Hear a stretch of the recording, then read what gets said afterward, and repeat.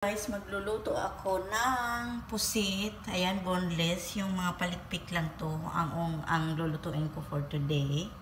Ayan. Binabad ko siya sa garlic, onion, and ginger, and of course, soya sauce. And then, of course, may sili, may garlic ulit. Masarap, maraming garlic, ginger, and onion. So, una, gigisa muna natin siya dito sa kawali. So, sa pan, maglalagay tayo ng konting olive oil.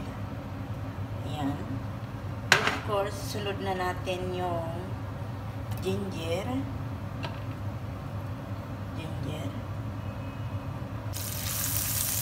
So, isunod na natin yung garlic.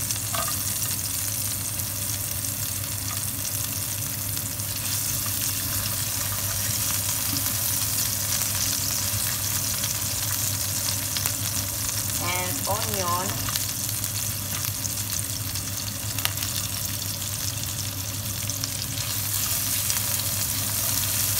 So, isang kutsa lang natin siya, guys.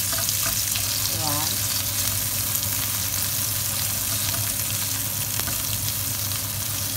So, wait natin mag golden brown itong onion at saka garlic.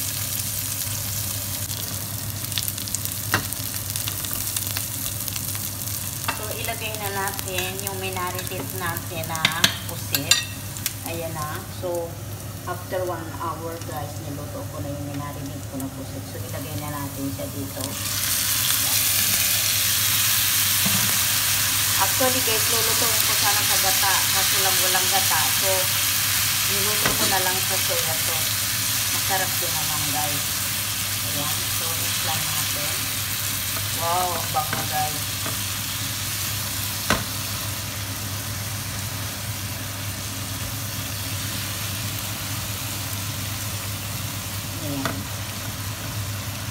Smells so good. So, wait lang natin na maluto siya, guys. Ayan. So, i-check na natin. Oh, wow. So, tingnan natin. Luto na siya. Oh, guys, luto na. So, next, ang lalagay ako na sili. My favorite sili. Ayan. So, lagay ko ng sili.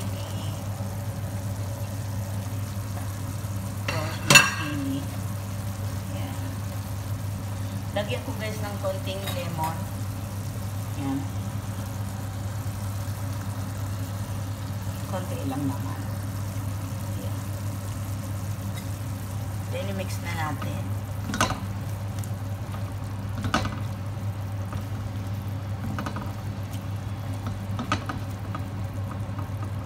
So, ito na, guys, ang ating adobong pusit. So, thank you for watching. Bye!